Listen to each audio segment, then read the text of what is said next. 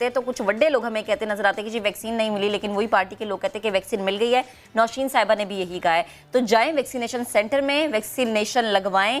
जो लोग अफोर्ड कर सकते हैं वो प्राइवेट लगवा लें। जो सरकारी वैक्सीनेशन है वो उन लोगों के लिए छोड़ दें जो अफोर्ड नहीं कर सकते, लेकिन इसको लगवाएं ज़रूर। क्योंकि अगर वो वक्त हम देखें जिसमें वैक्सीनेशन भी नहीं थी तो हम कहते थे कि काश इसका कोई हमें हल मिल जाए। आज अल्लाह पाक ने हमें हल दे दिया। हमारी गवर्नमेंट की तरफ से इतनी बेहतरीन ज़बरदस्त पॉलिसी आ गई है, तो प्लीज़ इसको आप जो हैं लगवाएं। और हम देखते हैं कि रोज़ाना की बुनियाद पर कितने लोग वैक्सीनेट हो रहे हैं, शायद इसलिए क्योंकि उन्हें अपनी भी जान प्यारी और अपने से जुड़े हुए लोगों की भी जान प्यारी। तो इन बातों पे बिल्कुल कान ना धरेंगे। वैक्सीन जो है नहीं लग सकती जनाब, वैक्सीन जो है वो ख़त्म हो गई है। तो अपनी सेहत का ख्याल रखें, अपनी जान का ख्याल रखें, अपने प्यारों का ख्याल रखें। आगे बढ़ते जब हम ख्याल रखने की बात करते हैं, जब हम बात करते हैं कि जनाब आपका ख्याल रखना बेहद ज़रूरी है, तो घर की ख़वातीन जो हैं वो सबसे ज़्यादा आपका ख्याल रखती हैं, लेकिन उनकी सेहत इंतहाई ज़रूरी है। उनकी सेहत इसलिए ज़रूरी है क्योंकि हम देखते हैं कभी वो थक जाती हैं, कभी किचन में काम करते करते उनके पट्टे खिंच जाते हैं, ज़्यादा देर खड़े रहने से उनकी पिंडलियों में दर्द होता है, टखनों में दर्द मामूल बन जाता है।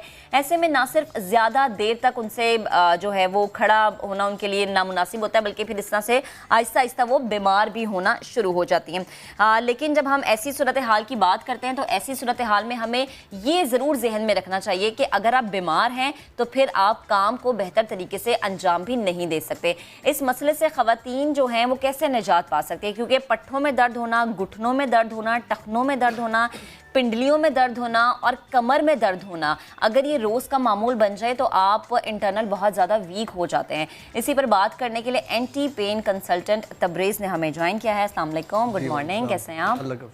अच्छा, मुझे बताएं कि ख़वातीन को सबसे ज़्यादा मसला होता है जोड़ों के दर्द का, और जैसे जैसे एज बढ़ती रहती है ये दर्द ज़्यादा मज़ीद होता है। शुरू में तो शायद ख़वातीन इस चीज़ की तरफ ध्यान भी नहीं देती ना कि अच्छा जोड़ों का दर्द है, फ़लानी पेन किलर ले ली, ये वाली पेन किलर ले ली, वक्ती रिलीफ मिल गया।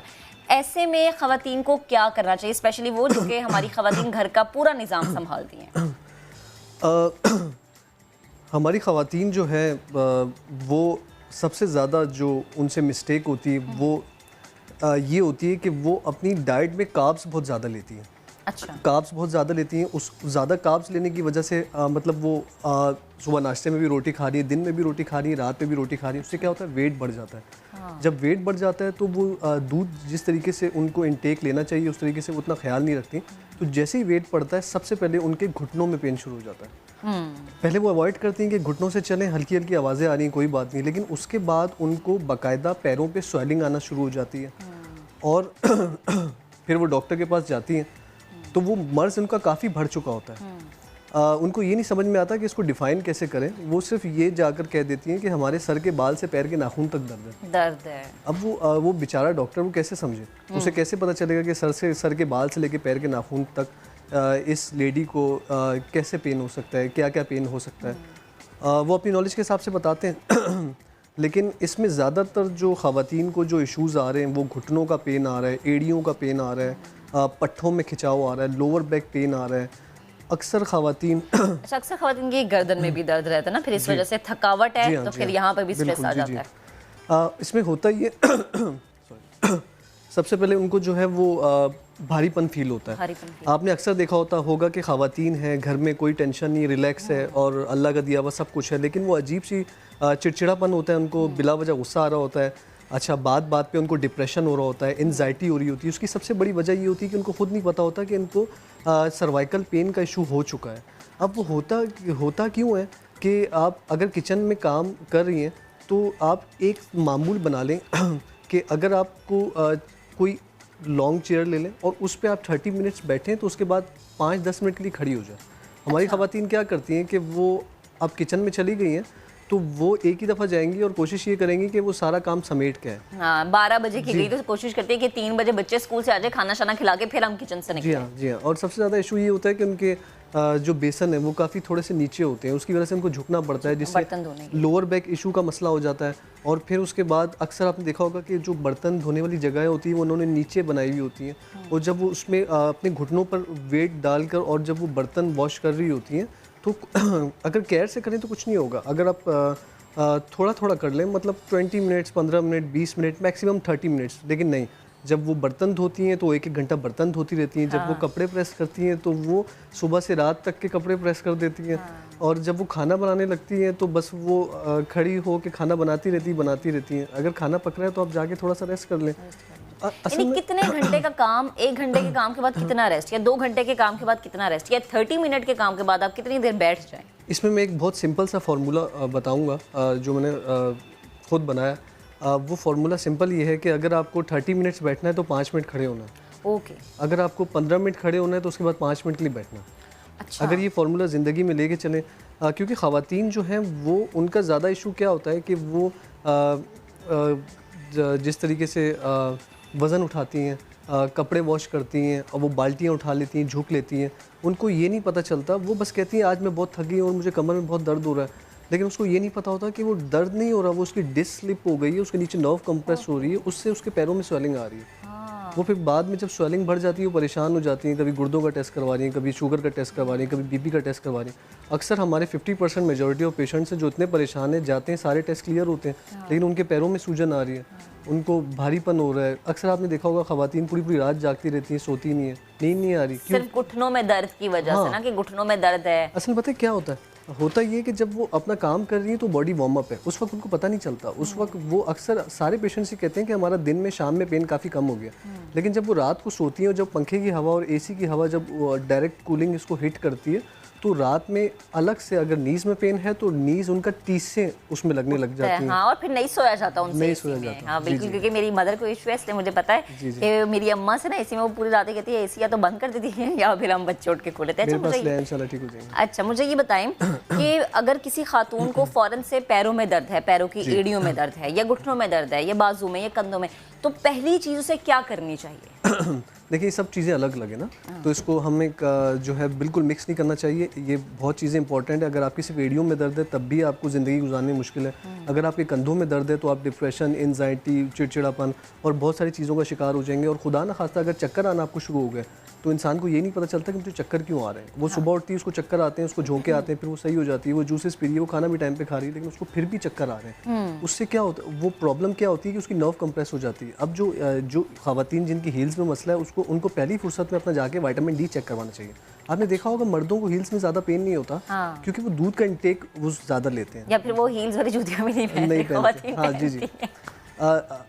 वैसे ख़वातीन का जो है ना अमूमन विटामिन डी कम हो जाता है मर्द के मुकाबले। इसकी वजह क्या है? इसकी वजह ये है कि जैसे आफ्टर प्रेगनेंसी वगैरह उस वजह से भी कैल्शियम कम होता है। इसके अलावा वो अपना दूध के इंटेक का इतना ख्याल नहीं रखते। वैसे ख़वातीन को अपनी डेली रूटीन में क्या चीज़ ऐसी है जो कि शामिल रखनी चाहिए? मतलब ये तो खाना लाजिम है ना? हाँ, उनको ये करना चाहिए कि जैसे अगर उनकी दूध किसी तौर पे मैं बार बार यही बताता हूँ कि दूध कभी भी आप स्किप ना करें। अगर आपने खाना स्किप हो गया आपसे कोई इशू नहीं है, लेकिन दूध किसी भी तौर पे स्किप ना करें। दूध लाजमी लेना है। अगर कुछ लोग ऐसे होते हैं जिनको दूध से मतली होती है, उनसे दूध पिया नहीं जाता ना, तो उससे उसकी जगह आप नारियल पानी ले सकते हैं, उसकी जगह आप एलोवेरा को पानी में ले सकते हैं। लेकिन बॉडी जो है वो पूरा ढांचा बोन्स का है। अगर आप उसका ख्याल नहीं रखेंगे और उस पर वेट बढ़ता जाएगा तो वो नीचे का पिलर कमज़ोर हो जाएगा। ज़ाहिर है भुरभुरी हो जाएंगी ना हड्डियाँ। हाँ। अच्छा, वैसे ख़वातीन को ये भी ख्याल रखना चाहिए कि वेट आपने ज़्यादा गेन नहीं करना है, क्योंकि हमेशा हमने ये देखा कि जो घरेलू ख़वातीन होती हैं घर में वो रहती हैं और इसके अलावा कोई काम नहीं उनका, क्योंकि वो घर की जिम्मेदारियों को निभाती हैं, तो इसमें वो अपने वेट का ध्यान नहीं रखती है, तो बहुत गिर जाता है या बहुत बढ़ जाता है। जी जी। अगर वेट बढ़ भी गया तब भी घबराने की ज़रूरत नहीं है। आप अपने कार्ब्स कम कर लें और उसके बाद डेली रूटीन में अगर आप वॉक ज़्यादा करें तो वॉक करने से क्या होगा, ये सारे पेन्स भी कम हो जाएंगे, एड़ी का पेन भी कम हो जाएगा, नीज़ का पेन भी कम हो जाएगा। शुरू में मुश्किल होती है कि लोग 1-2 दिन वॉक करके बैठ जाते हैं कि हमें तो पेन बढ़ गया, लेकिन अगर आप वॉक बाकायदगी से करते रहें, शुरू में आप 10 मिनट्स पे जाएं, उसके बाद 20 मिनट्स पे जाएं, उसके बाद 20 मिनट्स से लेकर 30 मिनट्स तक जाएं। अगर बाहर नहीं जा सकते तो घर के अंदर करें। उससे क्या होता है कि स्वेलिंग भी कम हो जाती है और दर्द में काफ़ी बेहतरी आती है। और सबसे मेन इशू ये होता है कि जैसे ही वेट उनका कम होता है उनका पेन कम हो जाता है। पेन कम हो जाता है, ये वेट ज़्यादा होने की वजह से भी पेन होता है। अच्छा, मुझे ये भी बताएं कि हमने अमूमन ऐसा देखा कि कुछ ख़वातीन जो कि ऑफिस का काम भी कर रही होती है, घर का काम भी कर रही होती है, उनके ज़्यादा कंधों का मसला होता है कि उनके कंधों में ज़्यादा दर्द रहता है, उनकी गर्दन में पिछले हिस्से पे ज़्यादा दर्द रहता है, तो ऐसी ख़वातीन के लिए क्या है? असल में वो होता ये है कि जब वो कंप्यूटर लैपटॉप यूज़ करती है, आजकल जो हमारे पास बहुत ज़्यादा पेशेंट्स आते हैं वो 70% जो तादाद है वो लोग हैं जो मोबाइल यूज़ करते हैं। जब वो मोबाइल यूज़ करते हैं तो वो एक डूब जाते हैं, जैसे वो किसी दूसरी दुनिया में चले गए, और वो एक एक 2-2 घंटे 3-3 घंटे तो कोई मसला ही नहीं है ना, छोटा सा थोड़ा सा टाइम है।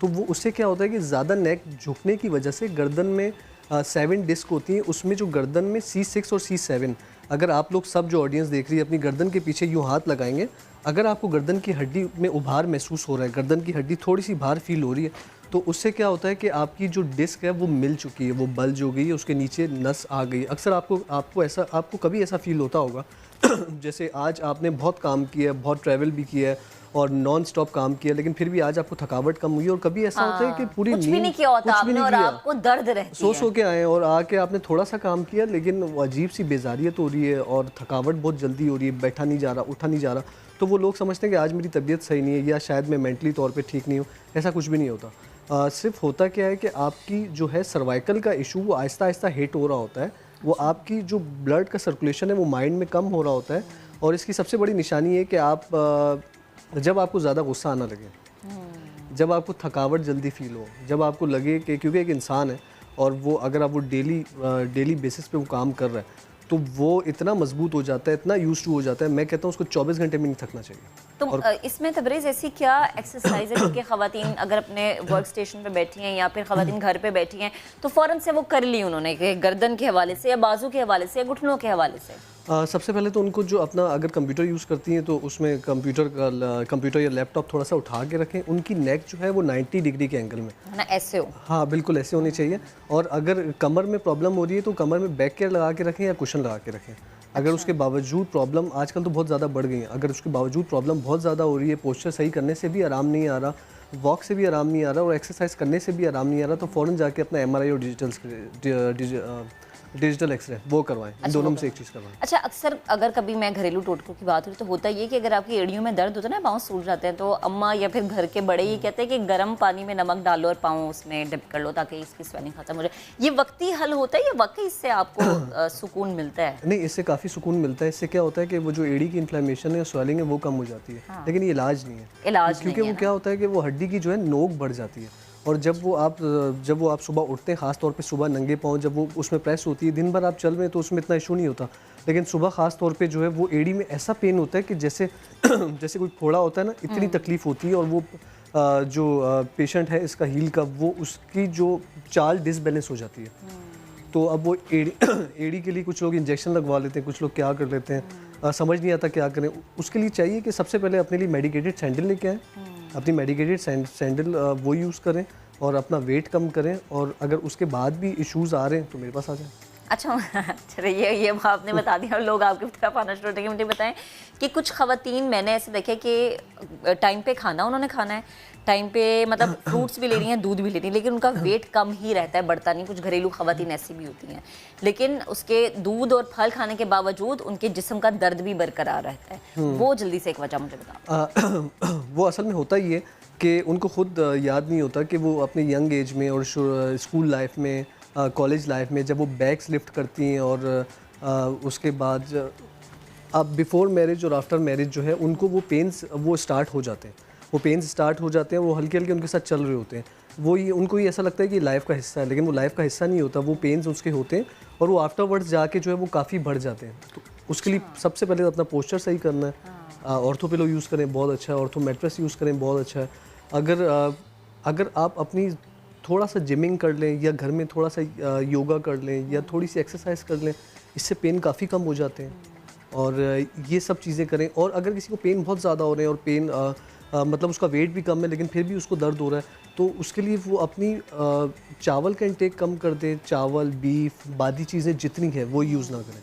अच्छा, और जैसे कि दर्द हुआ तो फौरन से कोई एक दवाई खा ली और वक्ती आपको सुकून मिल जाता है, वो भी ना करें ना? वो भी ना करें। वो इस चीज़ को सीरियस लें। हाँ, मैदा ख़राब हो जाता है। मैदा ख़राब हो जाता है, इस चीज़ को आप सीरियस लें। और आपको इस तरह से कोई बीमारी है या खुदा ना खास्ता कहीं कोई दर्द है तो उसको बिल्कुल आप लाइट ना ले। जैसे इन्होंने कहा कि स्कूल गोइंग जो बच्चियाँ होती हैं वो एक ही कंधे पर उनका बैग होता है, हाथों में इतनी किताबें होती है, तो वाकई ऐसा होता है कि कंधे झुक जाते हैं और फिर आगे जाके इसमें में दर्द ज़्यादा होती है। जो हमारी घरेलू खवातीन है, हम देखते हैं कि वो दिन भर काम करती है, तो आपने करना ये कि 15 मिनट काम करना है। अगर 15 मिनट खड़े होकर काम करना, हमने तो 5 मिनट बैठ जाना है। अगर आप 15 मिनट के लिए बैठी हैं, टेबल पे बैठ के कुछ काट रही हैं, तो 5 मिनट के लिए आप खड़े हो जाएंगे। यानी लगातार 1 घंटा या 2 घंटा आपने काम नहीं करना। आज के प्रोग्राम से अब तक के लिए इतना ही। कल आपसे इंशाल्लाह दोबारा मुलाकात होगी। अपना बहुत सा ख्याल रखें और वैक्सीन लगवाएं, क्योंकि वैक्सीनेशन सेंटर में वैक्सीन मौजूद है। बातों पर कान मत धरें, वैक्सीन लगवाएं। अपना ख्याल रखें। अल्लाह हाफ़िज़।